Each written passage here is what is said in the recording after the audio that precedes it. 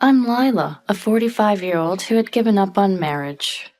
I married Keith, who I met after turning 40, and a year ago we opened a bar. I met my husband Keith at a bar I just happened to stop by at. From that time, Keith was visiting various places in preparation for opening our own bar. He said he fell in love with me at first sight because of my hearty drinking style. For the first time, I thought it was good to be a heavy drinker. We started dating and got married in 6 months. Both of us being adults, we didn't have much conflict and are still on good terms. Thanks to our good relationship, we've gained a lot of regular customers. The bar is doing well, and I'd like to say we have no worries, but the problem is my brother Oswald and his wife Kristen, who live nearby, coming to our bar. Every day they come by, and it's really annoying. Thanks for the free meal. Oh, I'm stuffed. But hey, cook faster next time and bring it over quickly. Oswald, chewing on a toothpick, said this as he ate with Kristen, who suddenly blurted out, "This is Ray, our son. He's a troublemaker, so you raise him," she said, bringing the nephew they brought along in front of us. "See ya, and don't come back, Ray. We'll send your stuff over to their place." Ray was teary-eyed. Understandable, since he's only 10. "What the heck? Ray's just 10. Are you abandoning your child?" I asked, and Kristen sighed, laughing as she answered. "Well, Ray doesn't listen and acts like a punk. I'm pregnant with a second child, so we're giving away the defective one, the real bad product." What a thing to say in front of her own child. Before I could get angry, Keith spoke up. "All right, Ray, from today, I'm your dad. Come here." This is why I fell for Keith, his straightforwardness. I also turned to Ray. "All right, and I'm happy to say I'm your mom now. Come here." Soon after, we legally adopted him, and Ray became our child. With Keith's advice, we paid Oswald and Kristen $10,000 along with the formal paperwork. This was to prevent any future troubles with the biological parents.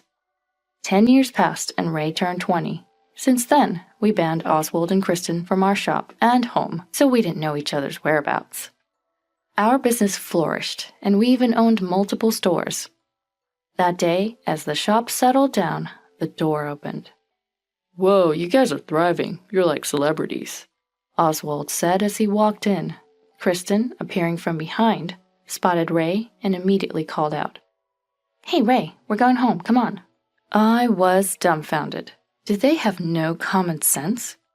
But Ray calmly said, "This is my home. My parents are here and you guys should leave." He continued working without looking at them. Ray was working at this bar. "What are you talking about? Your home is our apartment."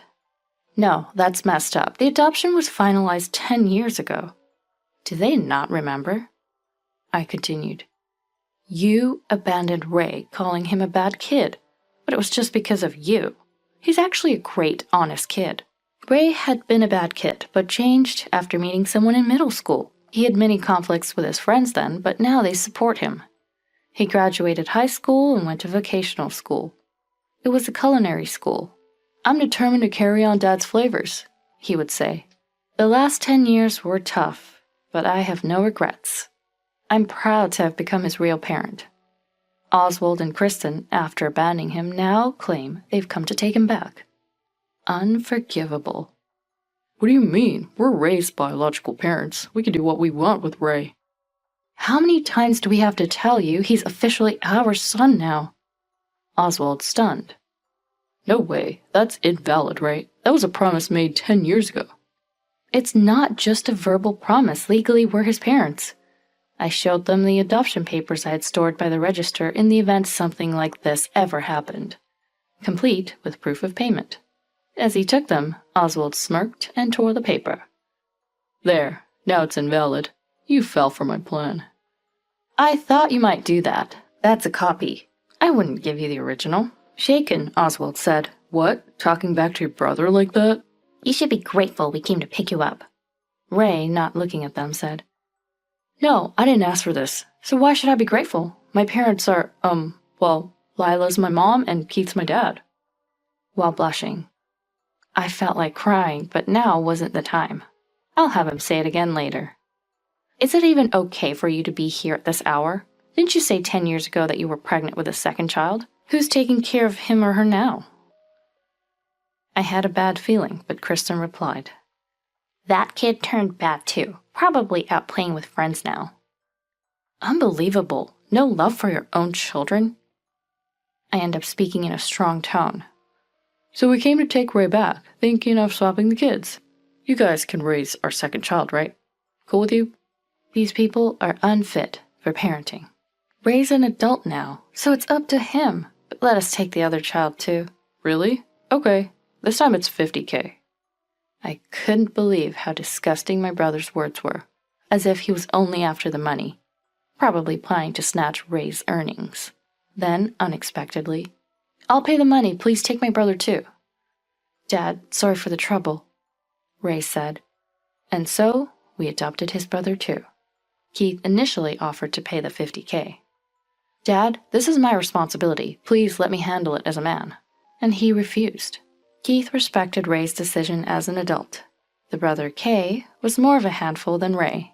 At 10, he stayed out late and didn't trust adults. With Ray's former friend's help, Ray turned out great, but raising another troubled child at this age was hard. Yet we respected Ray's wishes. A year later, the police visited our bar, saying there was a report of us kidnapping children. They came to check due to the nature of the complaint. Our regular customers defended us, saying it was unbelievable. We proved our innocence, and the police left quickly. Oswald and Kristen got a scolding from them. They deserved it for such a nuisance. Lately, the bar's been bustling thanks to Ray and Kay. In the middle of this, such harassment was truly bothersome. While writing the day's report after closing, the door opened. Shoot, I forgot to lock it. I had a bad feeling. Oswald came straight over. Whoa, you're making even more money, thanks to our sons, right? How did you find that out? They're none of your business now. Kristen let out a sigh. Can you believe Kay has over 10K followers on his streaming videos? We're taking him back today. That's not it. The videos of Ray and Kay cooking are popular because of their skills, not thanks to you. As Kristen looked for her sons, she continued. I gave birth to handsome boys. It's thanks to me. If you don't comply, we have plans. Sorry for the inconvenience. Then they left and the brothers came out. What are they planning? Maybe we should make them understand with force. No, I'll handle it, Ray. The brothers discussed. Keith, standing behind them, tapped their shoulders. The two looked back. You're our children now. Don't cross any boundaries. They reluctantly obeyed, but Oswald and Kristen escalated their harassment. Our online reviews were tampered with. It was likely Oswald. That bar uses expired ingredients, or they hire bad guys to intimidate customers, were among the accusations. Some comments refuted them, but the issue wasn't settled. We received many prank calls and group cancellations. Such petty harassment was really troublesome. After enduring this for half a year, Oswald and Kristen came by. Hey, aren't you going to close the shop? So stubborn. These were their first words. Utterly frustrating. Give back our sons already. They're good money.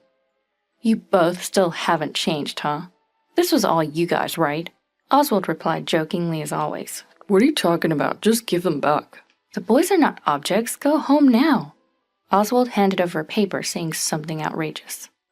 We're opening a bar, and they're going to work for us. The paper was a loan agreement and a business plan. I wondered if any bank would lend on such a flimsy plan.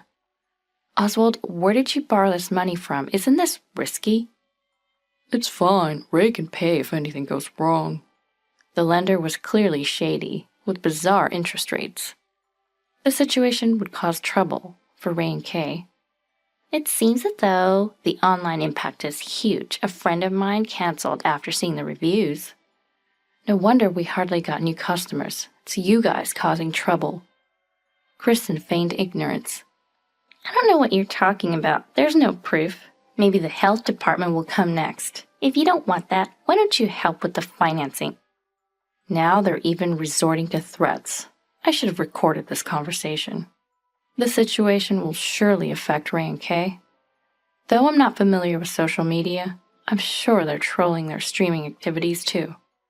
We won't let anything interfere with Ray and Kay's activities. But proving anonymous actions as theirs is difficult.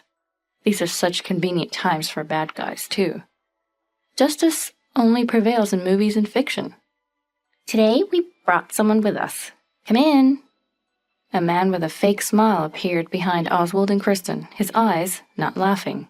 He's not a normal person. Definitely not just a troublemaker. Hello, I'm Robbie. I'm the one who financed this. Clearly, he wants to ensure his money is repaid. Robbie, smiling, surveyed the bar, probably checking for security cameras. He's more experienced than Kristen. After checking the cameras, he made a veiled threat. We just want the money back. Can you bring your sons as guarantors? Ray and Kay, once delinquents, were trembling in the back. It's natural to be scared. I resolved to protect them when suddenly... Hold on. Keith, who had been quietly listening, spoke up. First, Robbie, my sons aren't guarantors, so collect the debt from Oswald. What? Are you mocking us?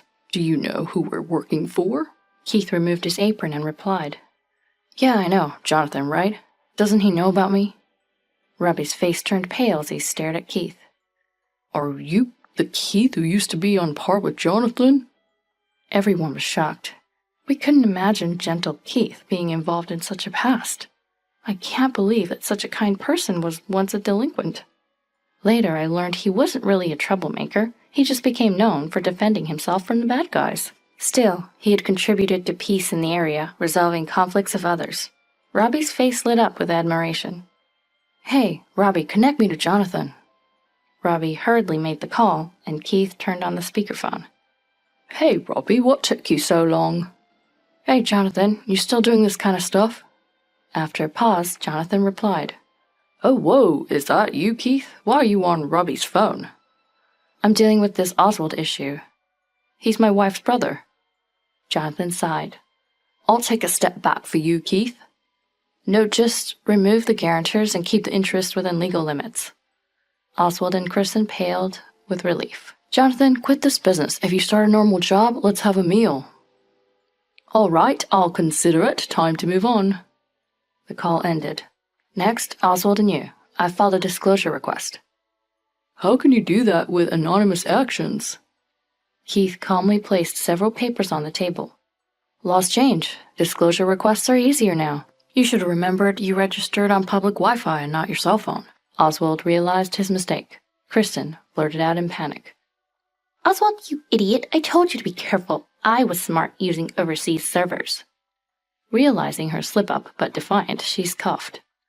There's no proof. Being caught here doesn't matter. Then Robbie tapped Kristen's shoulder, pointing up. The security camera caught everything, and Kristen's eyes met the cameras. Keith, Lila, I'm sorry for everything. I'm leaving now. Sorry to you too. Ray and Kay, I'll just go.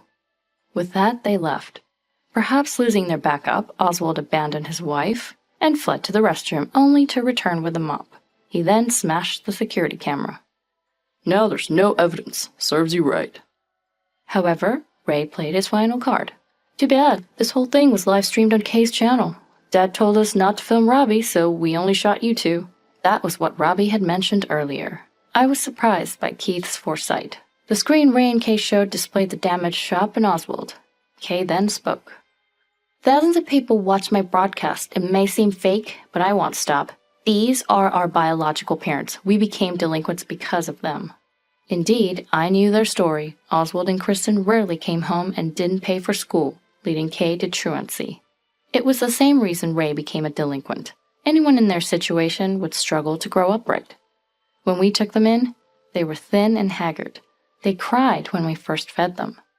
It's heartbreaking that not all children get such basic care. Tearfully, Kay confronted them. When I was abandoned for being a delinquent, Ray, Dad, especially Mom, saved me. I consider her my real mom. Ray always brags, Mom and Dad are real parents. Hey, you don't have to mention everything. Ray blushed. We never knew he felt that way, and I was moved to tears. Keith was crying hard. Anyway, we're cutting ties completely. I hope you get caught. If you disturb Mom, Dad, or Kay again, we won't hold back. Then Oswald's phone rang. Apparently, his boss saw the broadcast and was furious. Oswald was apologizing. Kristen's phone was ringing nonstop too. She sat down in despair. We filed charges for property damage, defamation, and business interference. Ultimately, Jonathan settled the payments in full as a settlement. He did this to ensure he'd get his loaned money back, as arrest would hinder repayment. Maybe arrest would have been better for them.